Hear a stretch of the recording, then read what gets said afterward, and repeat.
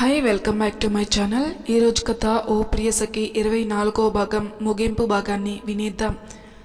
రామ్కి జ్వరం వచ్చి నీరసంగా ఎటు వెళ్ళాడో ఎలా వెళ్ళాడో అని కంగారు పడుతూ అతను ఎప్పుడు వస్తాడా అని చూస్తూ ఉంది సీత. మేఘ మధ్యాహ్నం 3కి ఇంటికి తీసుకుని వస్తుంది. తనకి తినిపించి పడుకోబెట్టి రామ్ కోసం చూస్తూ ఉంటుంది. రాత్రి అయినా రామ్ ఇంటికి రాకపోవడంతో తనకి కంగారుగా అనిపిస్తూ ఉంటుంది. అతను వచ్చేసరికి ఇంకా ఎంత టైం అవుతుందో అని అనుకుని మేఘని పడుకోబెడుతుంది. ఫోన్ చేయాలని చూస్తే అతని రూమ్లోనే ఫోన్ మోగే సౌండ్ విని ఆ రూమ్లోకి వెళ్ళి ఫోన్ చేతిలోకి తీసుకుని ఫోన్ కూడా ఇంట్లోనే మర్చిపోయి వెళ్ళారు. ఎక్కడికి వెళ్ళారు ఈయన? నన్ను కంగారు పెట్టడానికే ఇలా చేస్తున్నారు అనుకుంటాను అని బయటికి వెళ్ళబోయి పిల్లో దగ్గర ఏదో బుక్ కనిపిస్తూ ఉండడం చూసి అది డైరీ అని అర్థం చేసుకుని చేతిలోకి తీసుకుంది సీత. ఈ డైరీ ఎవరిది అని అనుకుంటూ ఓపెన్ చేసింది సీత. ఆ డైరీ మీద జానకి నేమ్ ఉండడం చూసి, ఓ ఈ డైరీ జానకి అక్కదా, ఇక్కడ ఉందేంటి, రామ్ గారు ఇది ఎందుకు తీశారు అని అనుకుంటూ నార్మల్గా పేపర్స్ తిప్పుతుంటే ఒక పేపర్లో సీత అనే పేరు కనిపించి షాక్ అయింది. నా పేరు ఉంది ఏంటి, అది కూడా జానకి అక్క డైరీలో? నాకు జానకి అక్కకి ఏంటి సంబంధం, అసలు అక్క నా గురించి ఎందుకు రాసినట్టు అని అనుకుంటూ ఒక్కో పేపర్ తిప్పుతూ తన పేరు ఎక్కడ ఉందో చూసుకుంటూ వెళ్తుంది. డైరీలో తన పేరు ఎక్కడ ఉందో చూసి ఆ పేజ్ ఓపెన్ చేసింది. ఎందుకు జానకి తన పేరు రాసిందో అని అనుకుని చదవడం మొదలుపెట్టింది. జాను, ఇది నీ డైరీ. నువ్వు ఎప్పుడు నాతో అంటూ ఉండేదానివి, ఏదైనా భావన ఎవరితో పంచుకోలేకపోతున్నావా, అప్పుడు ఇదిగో డైరీలో రాయి, అప్పుడు ఒకరికి చెప్పినట్టు అనిపిస్తుంది అని చెప్పావు కదా, అందుకే నేను చెప్పలేని భావాలు నీకు చెప్తున్నట్టుగా నీ డైరీలో రాస్తున్నాను అని ఉంటుంది. ఇది చదివిన సీతకి, అంటే ఇది రాసింది జానకి అక్క కాదా, రామ్ గారా, ఆయన ఏం రాశారు అని అనుకుంటూ మళ్ళీ చదవడం మొదలుపెట్టింది.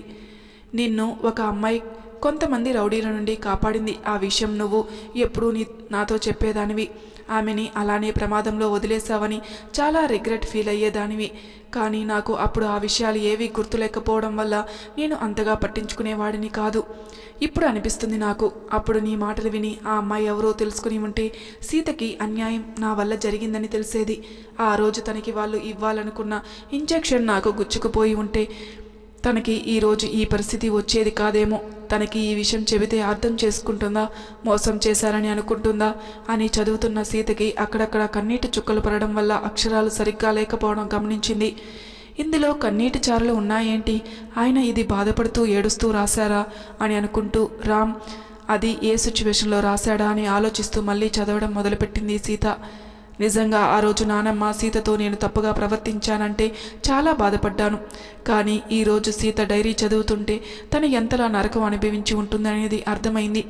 సీత ఇన్ని రోజులు నా వల్లనే రాత్రి సరిగ్గా పడుకోవడం లేదని నాకు అర్థమవుతుంటే నేను ఒకరికి ఎంతలా ద్రోహం చేశాననేది అర్థమైంది. తనకి అన్యాయం చేసిన అతనిని క్షమించలేదు, కానీ తనకున్న కోపాన్ని తన కడుపులో పెరుగుతున్న బిడ్డ మీద చూపించలేదు. ఆ బిడ్డ ఎలాంటి పాపం చేయలేదని ఆ బిడ్డ మీద కోపమే చూపించలేదు. ఇప్పటికీ కూడా తన బిడ్డ తన కళ్ళ ముందు ఉన్న తన బిడ్డ అని తెలుసుకోలేకపోయినా మేఘని ఎంత బాగా చూసుకుంటుందో. ఒక్కోసారి భయం వేస్తుంది, ఒకవేళ తనకి ఎవరితోనో పెళ్ళి వాళ్ళు ఈ విషయం మీద తనని ఎంత బాధ పెట్టి ఉంటారో. ఏదో లక్ వల్ల మా పెళ్ళి అయింది. ఇప్పుడు ధైర్యం చేసి తనకి అన్యాయం చేసింది నేనే అని తనకి చెప్పగలనా? నా వల్ల అవుతుందా? ఆ రోజు తనకి అన్యాయం చేసిన అతను ఆమె ముందుకు వస్తే ఎలా స్పందిస్తుందో అడిగితే తన రెస్పాన్స్ చూసి కూడా నేను ధైర్యం చేయగలనా అని రాసి ఉన్నది చదివి సీత రామ్ ఫీలింగ్స్ ఏంటో అంచనా వేయడానికి ట్రై చేస్తుంది. రామ్ ఫీలింగ్స్ చదువుతుంటే మనసులో బాధగా అనిపిస్తుంటే మళ్ళీ చదవడం మొదలు పెడుతుంది. ఈరోజు సీత మనకి పిల్లలు కావాలని అడిగింది. ఒక అమ్మాయి అలా సిగ్గు విడిచి అడగడమే చాలా పెద్ద విషయం.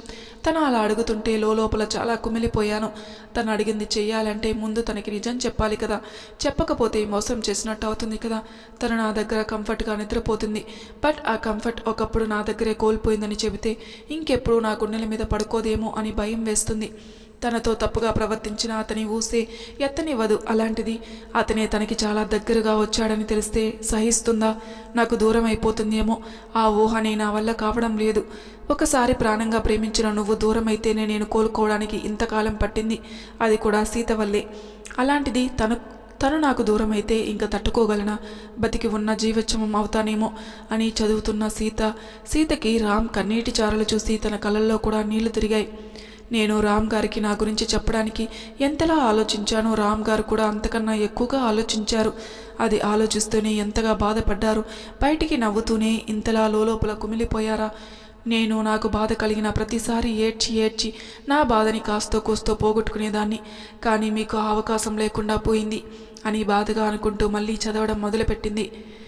నిర్ణయం తీసుకున్నాను. నేను చెబితే తప్ప తనకి నిజం తెలియదు. కానీ చెప్పే సాహసం నేను చేయలేను. తను ఎప్పటికీ నాకు దూరం కాకుండా ఉండాలి అంటే నేను తనకి ప్రేమని పంచుతూ ఉండాలి అంతే. నా ప్రేమని అర్థం చేసుకున్న నాడు తనకి నిజం తెలిసినా నన్ను విడిచి ఎక్కడికి పోదు. మహాకి ఇంకా ఎప్పుడు కన్నీళ్లు రాకుండా చూసుకుంటాను. ఇదే నేను తనకి ఇప్పుడు చేయగలిగింది. ఇంకేం చేసినా తనకి నా వల్ల జరిగిన అన్యాయానికి న్యాయం చేయలేను. అలాగని ఇదే న్యాయం అని కూడా అనుకోవడం లేదు. నేను చేసిన తప్పుకి ప్రాయశ్చిత్తం అనుకుంటాను. తనకి నిజం తెలిసిన నాడు నన్ను వదిలి వెళ్లకుండా ఏ శిక్ష వేసినా భరిస్తాను జాను. ఒకవేళ తను నన్ను చంపేసినా ఆనందంగా చచ్చిపోతాను అని అక్కడ ఉన్నది చదివి రామ్ ఎంతగా నలిగిపోయాడనేది ఆలోచిస్తుంది సీత. దేవుడు నా జీవితంలో బాధ తప్ప ఇంకేం రాయలేదా? ఎందుకు నాకు ఇంతలా ఇంకా పరీక్ష పెడుతున్నాడు? రామ్ గారిని క్షమించాలని ఉన్నా క్షమించలేకపోతున్నాను. ఆయన నా పట్ల ప్రవర్తించిన తీరు, ఆయన చూసిన క్షణం వెంటాడితేనే నన్ను వెక్కిరిస్తుంటే భరించలేకపోతున్నాను. ఏం చేయను నేను? ఆయన కావాలని చేయలేకపోయినా చేసిన పనికి నేను చచ్చిపోమంటే చచ్చిపోతానని కూడా అనుకున్నారు. అంతలా వేదన పడుతున్నారా అని అనుకుంటూ సీత ఏడుస్తూ ఉంటుంది. బయట ఏదో అలికిడి వినేసరికి రామ్ వచ్చాడేమో అని కళ్ళు తుడుచుకుని ఫాస్ట్గా బయటికి వస్తుంది. నిజంగానే రామ్ వచ్చాడు. అతన్ని చూడగానే ఆమె పడ్డ కంగారు అంతా పోయి చెప్పకుండా వెళ్ళినందుకు కోపం వచ్చింది. అతను ఆమె వైపు చూడకుండా అతని రూంలోకి వెళ్ళాడు. సీత అతని వెనకే రూంలోకి వెళ్ళి రామ్ గారు అని గట్టిగా అరిచింది. రామ్ పిల్లో సరిచేస్తూ, మహా నాతో గొడవ పడాలని అనుకుంటే రేపు పడు, ఇప్పుడు వద్దు, మళ్ళీ నువ్వే ఇబ్బంది పడతావు అని ఆమె వైపు చూడకుండా మెల్లగా అంటాడు. అతని మాటలో ఏదో తేడా తెలుస్తుంటే అతని వైపు అనుమానంగా చూస్తూ తాగి వచ్చారా అని అడుగుతుంది సీత. రామ్ హా అని తల ఊపుతాడు. ఛీ, మీరు మనిషేనా? మీకోసం పొద్దున్నండి నేను పిచ్చిదానిలా కంగారు పడుతుంటే తాగి ఇంటికి వస్తారా? పాపం, జ్వరం వచ్చిన వ్యక్తి మీద అరిచానని గిల్టీ ఫీల్ అయ్యాను. బట్ అలా అనుకొని తప్పు చేశాను. మీకోసం ఎదురు చూస్తూ ఉన్నాను. చూడండి, నాది తప్పు అని బాధగా కోపంగా అంటుంది సీత. రామ్ ఆమె వైపే చూస్తూ, ఏం చేయను మరి? నువ్వు అన్న మాటలు నన్ను సూదుల్లా గుచ్చుతున్నాయి. అందుకే తాగాను. ఒకప్పుడు జానకిని మర్చిపోయడానికి తాగేవాడిని. మళ్ళీ నీ వల్ల తాగే అవసరం రాలేదు. ఇన్ని రోజులు మళ్ళీ తాగాను. ఇప్పుడు నా మైండ్ చాలా మైకం కమ్మి ఉంది. నువ్వు నా ముందు ఉండకపోవడమే మంచిది. ముందు ఈ రూమ్ నుండి బయటికి వెళ్ళిపో అని మత్తుగా అంటాడు. అంటే ఆ రోజులా ప్రవర్తిస్తారా అని అడుగుతుంది సీత. ఏమో, ప్రవర్తిస్తానేమో చెప్పలేను. నా పరిస్థితి బాలేదు, వెళ్ళిపో అని అంటూనే ఆమె వైపు చూడకుండా బెడ్ మీద పడిపోతాడు. వెళ్ళిపో మహా అని అంటూనే 2 నిమిషాల్లో కళ్ళు మూసుకొని పడుకుంటాడు రామ్. అతన్ని చూసి ఎలా స్పందించాలో ఆమెకి తెలియలేదు. ఇంత తాగి వచ్చి కూడా నా గురించి ఆలోచించారు. మీరు కావాలని తప్పుగా నాతో ప్రవర్తిస్తారని నేను ఎలా అనుకోను అని అక్కడే కూర్చొని ఉంటుంది సీత. రఘు వాళ్ళ పేరెంట్స్తో పాటు పెళ్లి చూపులకి వెళ్తాడు. పెళ్లి కూతురి పేరెంట్స్ వాళ్ళని గౌరవంగా ఆహ్వానిస్తారు. వాళ్ళ పేరెంట్స్ వీళ్ళ పేరెంట్స్ మాట్లాడుకుంటూ ఉండగా రఘు అమ్మగారు పెళ్లి కూతురిని తీసుకురమ్మని చెప్పడంతో పెళ్లి కూతురిని తీసుకురావడానికి వెళ్తారు. పెళ్లి కూతురు తల్లి. అప్పటి వరకు తన చెల్లికి తోడుగా ఉన్న రాజ్ తనని బయటికి తీసుకుని వెళ్లడంతో ఆమె వెంట బయటికి వస్తాడు. నిత్య తల వంచుకొని వచ్చి తన తండ్రి పక్కన కూర్చుంటుంది. రఘు వాళ్ళ పేరెంట్స్కి నిత్య బాగా నచ్చుతుంది. రఘుని నిత్యని ఒకసారి చూసుకోమని చెప్పడంతో ఒకరినొకరు చూసుకొని షాక్ అవుతారు. రఘు పెళ్లి కొడుకా అని నిత్య అనుకుంటే నిత్య పెళ్లి కూతురా అని రఘు అనుకుంటాడు. ఏదైనా మాట్లాడాలి అని అనుకుంటే అమ్మాయితో మాట్లాడండి బాబు అని నిత్య వాళ్ళ నాన్న చెప్పడంతో ఇద్దరూ నిత్య రూమ్కి వెళ్తారు. ఇద్దరూ చాలాసేపటి వరకు మౌనంగానే ఉంటారు. నిత్య, నీకు నా గురించి బాగా తెలుసు. నేను ఎలా ఉండేవాడినో ఇప్పుడు ఎలా ఉంటున్నానో ప్రతిదీ తెలుసు. నీ అభిప్రాయం ఏంటో నిర్మోహమాటంగా చెప్పు అని అంటాడు రఘు. నీకు నన్ను పెళ్లి చేసుకోవడం ఇష్టమేనా అని అడుగుతుంది నిత్య. రఘు ఏం చెప్పాలో అని క్షణం ఆలోచించి ఇష్టమే అని అంటాడు. నిత్య చిన్నగా నవ్వి నాకు కూడా నిన్ను పెళ్లి చేసుకోవడం ఇష్టమే అని అంటుంది. రఘు ఆ మాటకి షాక్ అయ్యి బాగా ఆలోచించే చెబుతున్నావా? నీకు నా విషయంలో సీత విషయంలో ఎలాంటి ఇబ్బంది లేదు కదా అని అడుగుతాడు. మీ మధ్య అంతగా ఏమీ ఉందని నేను ఇబ్బంది పడడానికి? అయినా నాకు తెలుసు రఘు, నువ్వు తనని మర్చిపోయి న్యూ లైఫ్ స్టార్ట్ చేయాలి అనుకుంటున్నావని. అదేదో నాతోనే స్టార్ట్ చేయి అని అంటుంది నిత్య. ఆమె సమాధానంలో ఆమె అతన్ని ఇష్టపడుతుందనే విషయం గ్రహిస్తాడు రఘు. రఘు చిన్నగా నవ్వి ఆమెను హక్ చేసుకుని వదిలి బయటికి వచ్చి నాకు ఈ పెళ్లి ఇష్టమే అని చెబుతాడు. నిత్యని అడిగితే తను కూడా ఇష్టమే అని చెప్పడంతో ఇద్దరికీ పెళ్లి చేయాలని ముహూర్తాలు చూసుకోవడంలో బిజీ అవుతారు వాళ్ళ పేరెంట్స్. నిత్య రఘు రాబోయే వాళ్ళ లైఫ్ ఎలా ఉంటుందో అని మాట్లాడుకుంటూ ప్రతిక్షణం ఒకరిని ఒకరు అర్థం చేసుకుంటూ ఉంటారు. వారం రోజులు గడిచిపోయాయి. ఇద్దరి మధ్య ఒక మాట కూడా లేదు. సీత తనని క్షమించే వరకు ఇంతే అని అనుకుని రామ్ తనతోనే మాట్లాడే ప్రయత్నం చేయలేదు. రామ్ తనతో ఎప్పుడు మాట్లాడతాడా అని అనుకుని సీత కూడా అతనితో ఏమీ మాట్లాడలేదు. కనీసం ఆమెని కన్విన్స్ చేయడానికైనా ట్రై చేస్తాడని అనుకుంది. కానీ రామ్ నుండి ఎటువంటి రెస్పాన్స్ లేక తను కూడా ఏం స్టెప్ తీసుకోలేకపోయింది. ఇద్దరి నుండి వారం నుండి ఎలాంటి ఫోన్స్ వాళ్ళ ఇళ్ళకి వెళ్ళకపోవడంతో ఏదో సమస్య ఉంది అనుకొని ఇరు కుటుంబాల వీళ్ళకి ఎలాంటి ఇన్ఫర్మేషన్ ఇవ్వకుండానే ఇంటికి వచ్చారు. ఎప్పటిలా ఇంటి పని చేసుకుంటూ ఉన్న సీతకి తలుపు చప్పుడు వినిపించేసరికి ఎవరా అని అనుకుంటూ వెళ్ళి తలుపు తీసి ఎదురుగా ఉన్న అత్తమామలను ఇంకా తల్లిదండ్రులు రామ్ నానమ్మని చూసి షాక్ అయింది. అందరూ కలిసి వచ్చారు. లోపలికి రండి, అంతా బాగానే ఉందా అని అడుగుతుంది సీత. అందరూ లోపలికి వచ్చి హాల్లో కూర్చుంటారు. మేం బాగానే ఉన్నాం తల్లి, కానీ నీకు రామ్కి మధ్య ఏదో అయిందని కంగారుగా అనిపించి వచ్చాం అని అంటారు సత్యవతి. రామ్ ఎవరు వచ్చారా అని అనుకుంటూ బయటికి వచ్చి వాళ్ళిద్దరు ఫ్యామిలీస్ని చూసి మొదట షాక్ అవుతాడు. వెంటనే తేరుకొని అందరినీ పలకరిస్తాడు. తర్వాత ఇద్దరు మౌనంగానే ఉంటారు. మా ఇద్దరికి ఏం సమస్య ఉంటుంది అమ్మమ్మ, ఇద్దరం బాగానే ఉన్నాం అని రామ్ వైపు చూస్తూ అంటుంది సీత. సత్యవతి, రామ్ నాకు అంతా చెప్పాడు తల్లి అని అంటారు. సీత ఆ మాటకి రామ్ వైపు ఒకసారి చూసి తిరిగి సత్యవతి గారి వైపు చూసి, ఓ చెప్పారా, చెప్పాక ఇంకేంటి అమ్మమ్మ, అన్నీ తెలుసుకుని వచ్చారు కదా, మళ్ళీ ఏదో అయిందని వచ్చామని చెప్పడం ఎందుకు అని అంటుంది సీత. సుమతి గారు మహా అని పిలవడంతో ఆవిడ వైపు చూస్తుంది సీత. ఏంటమ్మా నన్ను కొత్తగా చూస్తున్నావు? ఓ నీ కూతురు ఇప్పుడు మీ మీద కోపం తెచ్చుకోకుండా ఉండడానికి అలా చూస్తున్నావా అని అడుగుతుంది. సీత, ఏంటి తల్లి ఆ మాటలు అని అడుగుతారు కౌసల్య. మరి ఇంకెలా మాట్లాడతాను అత్తయ్య, నన్ను అర్థం చేసుకోవాల్సిన నా తల్లిదండ్రులే నా బిడ్డని నాకు దూరం చేశారు. ఆ బిడ్డ కోసం నేను ఎంతలా ఆశపడ్డానో చూసి కూడా వాళ్ళు అలా చేయడం నాకు న్యాయం చేయడమా అని కళ్ళల్లో నీళ్లతో అంటుంది. దశరథ్, సీత, నీ తల్లిదండ్రులు ఏం చేసినా నీ గురించి ఆలోచించే చేస్తారు కదా తల్లి. నువ్వే ఆలోచించి ఆ రోజు నీకు మేఘ దూరం అవ్వడం వల్లే ఇప్పుడు నీకు రామ్ ఇద్దరు దగ్గరయ్యారు కదా అని అంటారు. మీరు సమర్థించింది చాలు మావయ్య. ఒక అమ్మాయి 9 నెలలు తన కడుపులో మోసిన బిడ్డను దూరం చేసే హక్కు వాళ్ళకి ఎవరిచ్చారు అని బాధగా సత్యవతి గారి వైపు తిరిగి, అమ్మమ్మ మీరు ఆడవాళ్ళే, మీరు కూడా మీ ప్రాణం పోయినా పర్వాలేదని అనుకుని మీ పిల్లలకి జన్మనిచ్చి ఉంటారు. అలాంటి మీకు నేను నా బిడ్డ దూరం అయితే బ్రతుకుతారని ఎలా అనిపించింది? నేను మాత్రం నా బిడ్డ నా ప్రాణము అడ్డుగా వేసి జన్మనివ్వలేదా అని బాధగా అడుగుతుంది. రామ్ సీత అలా వాళ్ళని అడుగుతుంటే ఏమీ అనలేక మౌనంగా ఏడుస్తూ ఉన్నాడు. అతని మాట్లాడే స్థితిలో లేడని అతనికి తెలుసు. సీత రమణ గారి వైపు తిరిగి, నాన్న అప్పుడు నా జీవితం నాశనం చేసిన వాడిని చంపుతానని అనేవారు కదా, మరి ఇప్పుడు రామ్ గారు అలా చేశారని తెలిసి మీకు కోపం రాలేదు ఎందుకని? ఎందుకంటే ఇప్పుడు నా మెడలో ఆయన కట్టిన తాళి ఉంది. నా జీవితం బాగు చేసినా చెయ్యకపోయినా నాశనం చేసిన వాడే ఇప్పుడు నా మెడలో తాళి కట్టాడు కదా, మీ కూతురికి న్యాయం జరిగిపోయిందని అనుకుంటున్నారు అంతే కదా అని అంటుంది. అలా సీత వాళ్ళని ప్రశ్నిస్తుంటే తన ప్రశ్నలకి ఎవరి దగ్గర సమాధానం లేదు. అందరూ తను అడుగుతుంటే ఏమీ చెప్పలేక తల వంచుకుని నిలబడ్డారు. సీత అందరి వైపు చూసి, నా ప్రశ్నలకి ఒకరి దగ్గర కూడా సమాధానం లేదా? అంటే మీరు చేసింది తప్పని మీకు కూడా తెలుసు, అందుకే మీరు ఎవరు నాకు సమాధానం చెప్పలేకపోతున్నారు.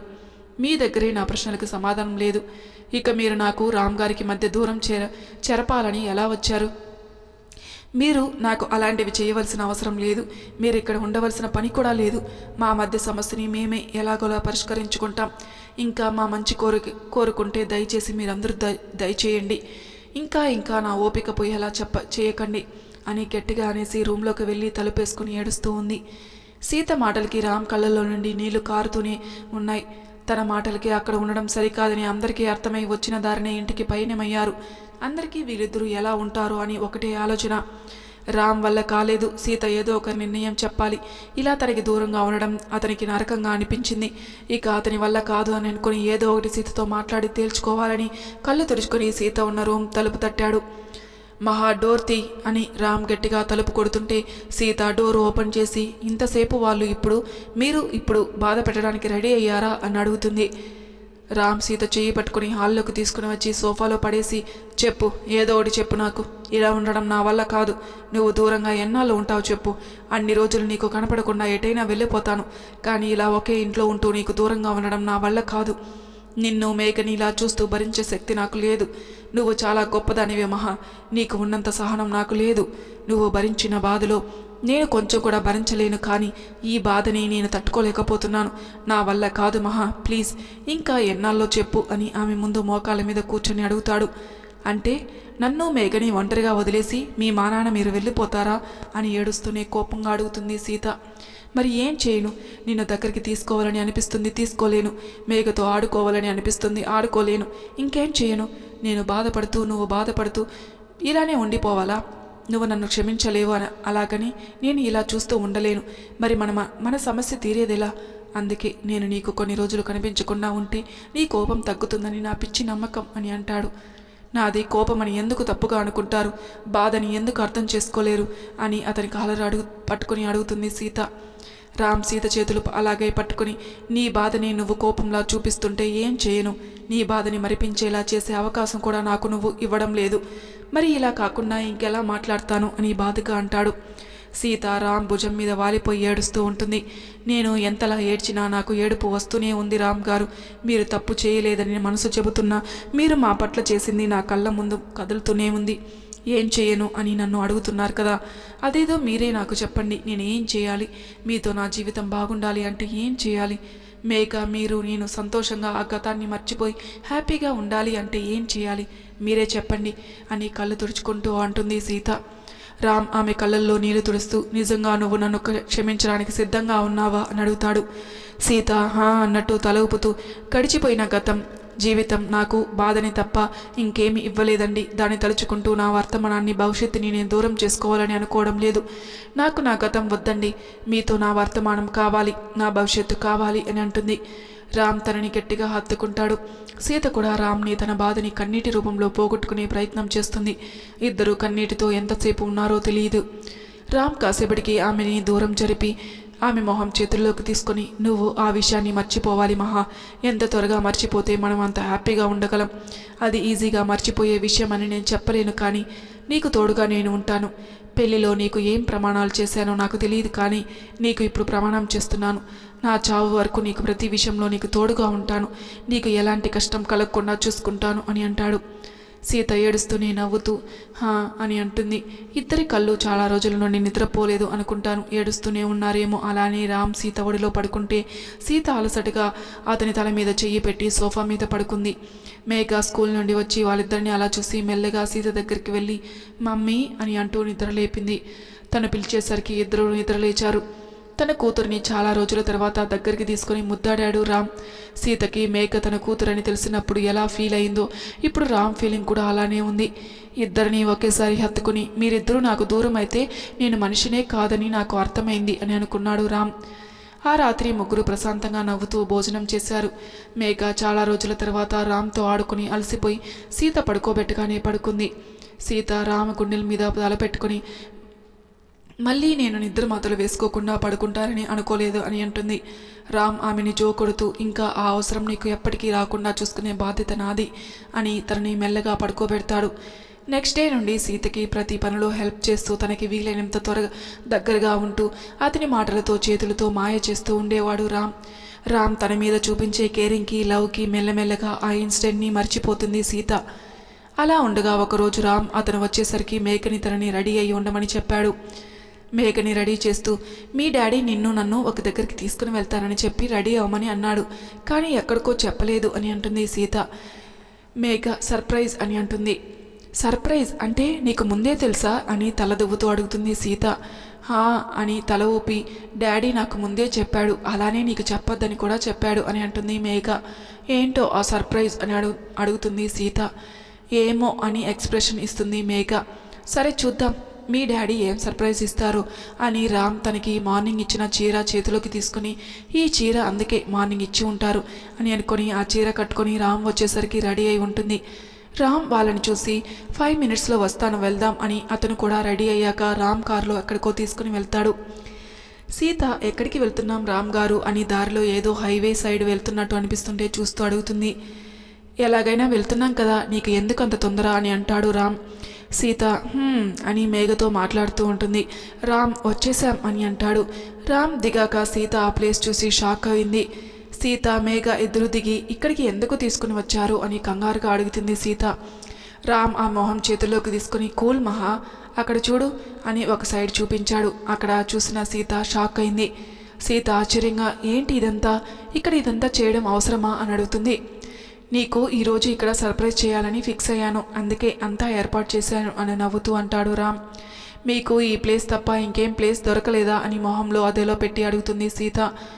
ఈ రోజునే 7 ఏళ్ల క్రితం నా మహాని నా జీవితంలోకి వచ్చిన రోజు. ఆ రోజుని మరిపించి ఈ రోజు మాత్రమే తనకి గుర్తుండాలి, అందుకే ఈ రోజు ఇక్కడికి తీసుకుని వచ్చాను అని అంటాడు రామ్. సీత ఇదంతా అవసరమా అని అడుగుతుంది. అవసరమే మహా, రా అని మేఘ చెయ్యి తన చెయ్యి పట్టుకుని ముందుకు తీసుకుని వెళ్తాడు. సీత కొంచెం కంగారు పడుతూనే రామ్ వెంట వెళ్తుంది. అక్కడ దారి అంతా లైట్స్ ఇంకా రోజెస్ ఉన్నాయి. తనకి లోపల కంగారుగా ఉన్న అదంతా రామ్ తన కోసం చేశాడంటే ఒక పక్క ఆనందంగా ఉంది. మేఘ ఎలా ఉంది అని అడుగుతాడు రామ్. మేఘ సూపర్ అన్నట్టు సైగ చేస్తుంది. రామ్ నవ్వుతూ సరే రండి ముగ్గురం లోపలికి వెళ్దాం అని అంటాడు. సీత ఏ లోపలికి అని అడుగుతుంది. ఇక్కడ ఒక చిన్న ఇల్లు మహా అని లోపలికి తీసుకుని వెళ్తాడు రామ్. డాడీ ఈ ఇల్లు ఎవరిది అని అడుగుతుంది మేఘ. ఇప్పటికైతే మనదే అని నవ్వుతూ మేఘ ముందు కూర్చుని అంటాడు. మనదా అంటే మనం ఇక్కడ నుండి ఇక్కడే ఉంటామా అని అడుగుతుంది మేఘ. లేదు నాన్న, మనం ఇక్కడికి మనకు నచ్చినప్పుడు రావచ్చు అంతే అని సీత వైపు చూస్తూ అంటాడు. ఈ ఇల్లు కొన్నారా అని అడుగుతుంది సీత.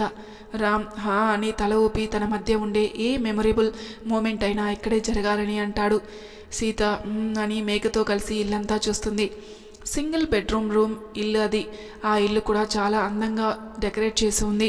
మేఘకి ఆ ఇల్లు నచ్చి అటు ఇటు తిరుగుతూ నవ్వుతూ చూస్తూ ఉంది. రామ్ వాళ్ళిద్దరూ అలా ఇల్లు చూస్తూ ఉంటే క్యాండిల్ లైట్ డిన్నర్ ఏర్పాటు చేస్తాడు. మహా మేఘ రండి అని వాళ్ళు బెడ్రూమ్లో ఉంటే పిలుస్తాడు. మేఘ సీత ఇద్దరు అది చూసి హ్యాపీగా ఫీల్ అవుతారు. రామ్ నవ్వుతూ ఇద్దరికి వడ్డిస్తూ ఉంటాడు. ఇద్దరు నవ్వుతూ అతను వడ్డిస్తూ తింటూ అతనికి కూడా తినిపిస్తారు. సీతారాం ఇద్దరు అక్కడే గార్డెన్లో కూర్చుని మేఘతో ముచ్చట్లు పెడుతూ మేఘ డ్యాన్స్ చేస్తుంటే మాటలు చెబుతుంటే వింటూ ఉంటారు. డాడీ నేను గుడ్ గర్ల్లా ఉంటే మీరు నాకు తమ్ముణ్ణి చెల్లెనో ఇస్తానన్నారు కదా, ఎప్పుడు ఇస్తారు అని ఇద్దరి మధ్య కూర్చొని అడుగుతుంది మేఘ. నాదేం లేదు ఏంజెల్, మీ మమ్మీ ఓకే అంటే త్వరలోనే వాళ్ళను నీకోసం వచ్చేస్తారు అని నవ్వుతూ సీతను చూస్తూ అంటాడు రామ్. మేఘ సీత వైపే చూస్తూ నేను కూడా రెడీగానే ఉన్నాను మేఘ, అది మీ డాడీకి అర్థం కాలేదు అని అంటుంది సీత. డాడీ మమ్మీ కూడా రెడీ అంట అని కేరింతలు కొడుతూ అంటుంది మేఘ. అయితే ఇచ్చేస్తాం ఏంజెల్ అని ఇద్దరిని అత్తుకుంటూ అంటాడు రామ్. సీత సిగ్గుపడుతూ ఇక్కడికి అందుకే తీసుకుని వచ్చారని నాకు తెలుసు అని మెల్లగా రామ్కి వినిపించేలా అంటుంది. రామ్ ఆ మాటకి నవ్వుతాడు. చాలాసేపు అక్కడే ఉండి మేఘ నిద్రపోయాక తనని లోపలికి తీసుకుని వెళ్ళి బెడ్ మీద పడుకోబెట్టి ఇద్దరు కింద చాప బెడ్షీట్ వేసుకుని పడుకున్నారు. రామ్ తన గుండెల మీద పడుకుని వేలితో రాస్తున్న సీతతో నీకు ఇష్టమేనా అని అడుగుతాడు. సీత అని అతని మీద ఎద మీద ముద్దు పెడుతుంది. రామ్కి ఆమె నుండి పాజిటివ్ రెస్పాన్స్ వచ్చేసరికి ఆమెని గట్టిగా హత్తుకుని తను కలయికకి శ్రీకారం చుట్టాడు. వాళ్ళ కలయికకు మాత్రమే కాదు, ఆ రేయి వాళ్ళ జీవితంలో ఎప్పటికీ మర్చిపోలేని అనుభూతిలా మారిపోయింది. తన బాధ భయం ప్రతిదీ మర్చిపోయి రామ్లో మనస్ఫూర్తిగా కలిసిపోయి ఆనందంగా ఫీల్ అవుతూ అలసటగా నిద్రలోకి జారుకుంది. రామ్ అతని ప్రియసకి చెంతన ఉండేసరికి అతను కూడా హాయిగా ఇన్నాళ్ళ గిల్టీ ఫీలింగ్ దూరం చేసుకుని పడుకుంటాడు. సీతారాములు ఒకరి కౌగిల్లో ఒకరు పసిబిడ్డల్లా సేద తీరుతూ ఉన్నారు. ఈలోగా సూర్యుడికి కిరణాలు వీళ్ళిద్దరి మీద పడగా ఇద్దరికి మెలకువ రాగా ఒకరి కౌగిల్లో ఉన్న మరొకరిని ప్రేమగా చూసుకుంటూ ఉండగా మేఘకి అప్పుడే మెలకువ వచ్చి అటు ఇటు కదలడంతో తను లేచి వీళ్ళని ఇలా చూస్తే బాగోదని ఇద్దరూ వెంటనే లేచి రెడీ అయ్యి ఫ్రెష్ అవ్వడానికి వెళ్తారు. మేఘ కూడా నిద్ర లేవడంతో ఇక వీళ్ళిద్దరూ కలిసి అక్కడే బ్రేక్ఫాస్ట్ చేసేసి ఇంటికి వచ్చేస్తారు. ఆ రోజు నుండి ప్రతిరోజు వారి ఇరువురి ప్రేమ సాగరంలో తేలిపోగా అప్పుడప్పుడు అలకలతో చిన్న చిన్న కొట్లాడతో వీళ్ళ జీవితం 3 పువ్వులు 6 కాయలుగా సాగిపోతూ ఉంది. ఈలోగా సరిగ్గా 6 నెలల తర్వాత సీత గర్భం దాల్చగా ఆ విషయం రామ్కి చెప్పాలని వాళ్ళకి స్పెషల్ అయిన ఆ ఇంట్లోనే అతనికి సర్ప్రైజ్ చేస్తుంది. ఆ ఇంట్లో ఇక ఆనందాల పంట పండింది. ఆ తర్వాత మరో 9 నెలలకి సీతకి డెలివరీ అయ్యి 12 అబ్బాయి పుట్టగా ఇక ఇంట్లో సంతోషాలు విరిశాయి. మేఘకు కూడా తమ్ముడు పుట్టడంతో తను కూడా చాలా సంతోషంగా ఉంది. కాలక్రమేణా సీత కూడా తన తల్లిదండ్రులని క్షమించి పూర్తిగా తన గతాన్ని మర్చిపోయింది. తమ జీవితంలో జరిగిన విషాదం దగ్గరే ఆగిపోకుండా ఉన్న ప్రతి ఒక్కరి జీవితం ఈ కథ అంకితం చేస్తూ ఈ కథ ఇంతటితో ముగిస్తున్నాను. మరి మరొక కొత్త కథతో మీ ముందుకి మళ్ళీ వస్తాను. అంతవరకు నా ఛానల్ని సబ్స్క్రైబ్ చేయని వాళ్ళు ప్లీజ్ సబ్స్క్రైబ్ చేసుకోండి, లైక్ చేసి షేర్ చేయండి, మీ అభిప్రాయాలు నాకు కామెంట్ రూపంలో తెలియజేయండి. Thank you for listening.